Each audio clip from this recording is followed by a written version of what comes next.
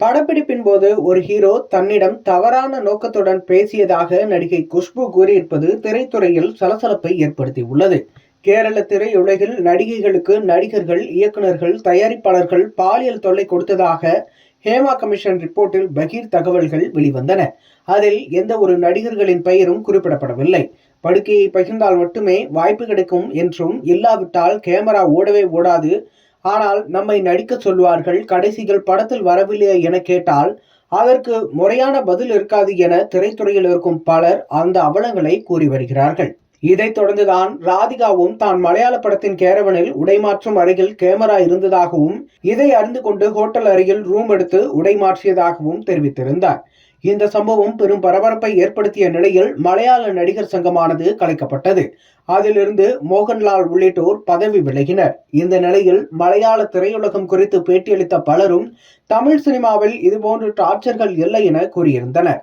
இந்த நிலையில் குஷ்பு தனக்கு நேர்ந்த ஒரு விஷயத்தை பகிர்ந்துள்ளார். அதாவது, கோவாவில் நடந்து வரும் சர்வதேச திரைப்பட விழாவில் கலந்து கொண்ட அவர் அங்கு நடத்தப்பட்ட விவாதத்தில் பங்கேற்று இந்தியில் பேசினார். அப்போது அவர் அதிர்ச்சிகரமான தகவல் ஒன்றை பகிர்ந்து கொண்டார்.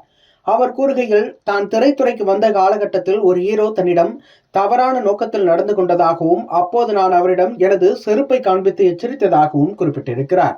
அதன் பிறகு அந்த ஹீரோ தனக்கு எந்த தொல்லையும் கொடுக்கவில்லை. எனவே ஆண்கள் தங்களிடம் வந்து தவறாக நடந்து கொள்ளும் போது அது குறித்து பெண்கள் வெளிப்படையாக பேச வேண்டும். எல்லாவற்றையும் விட தமக்கு சுயமரியாதை தான் முக்கியம்.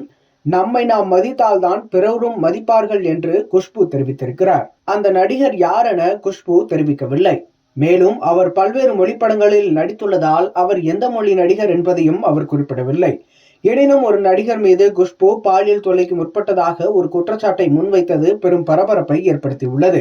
குஷ்பு திரைத்துறையிலிருந்து அரசியலுக்கு வந்துள்ளார். அவர் திமுக, காங்கிரஸ் உள்ளிட்ட கட்சிகளில் பணியாற்றிவிட்டு தற்போது பாஜகவில் இருக்கிறார்.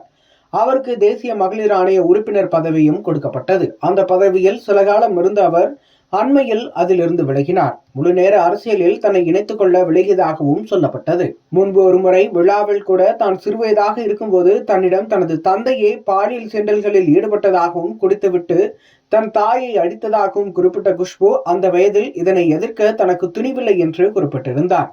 ஆனால் பெண்கள் இதுபோன்ற பிரச்சனைகளை தைரியமாக கையாள வேண்டும் என்றும் தெரிவித்திருந்தார்.